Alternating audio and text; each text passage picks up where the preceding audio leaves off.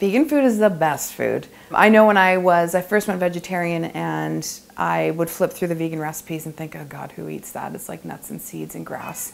But as I thought, you know, if I'm going to be responsible for being a good animal rights person, I decided I need to become vegan because eating dairy and eggs is just as bad as eating meat. So I started to cook a lot more, research a lot more, and I cook constantly. I have a friend that makes a joke saying that I cook when I'm angry, I cook when I'm sad, I cook when I'm mad, I cook when I'm happy, and I love to share good vegan food and show that vegan food is delicious and wonderful and healthy, yes, but sometimes not healthy. It doesn't have to be super healthy. It's just good, it's kind food. Today we made a lot of food. We did like a vegan protein class. So we made homemade seitan, which is a wheat gluten meat, very high in protein and low in fat, which can be used anything from like a ground beef type substitute to a pork substitute to it's a roast beef substitute. It's all these different substitutes.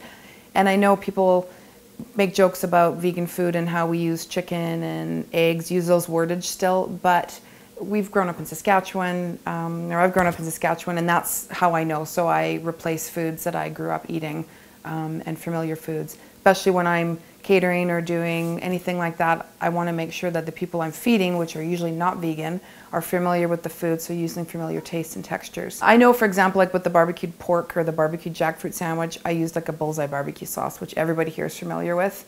And I know I've served that so many times before, and people are like, oh, this tastes, she must have made us meat because this tastes just like meat. You know, it's not tricking people, it's just getting people comfortable with that and not being freaked out. Because people sometimes say, oh my God, tofu's so gross. And I think, well, eating a chicken's thigh is gross as well. So I don't get that at all. But it's just, you know, I just think eating good food is the way to go. My food is, you know, it's healthy by nature, but it's not always low fat. And I think I cook with empathy towards other creatures, and that's what is always in the forefront of my mind is cooking with kindness.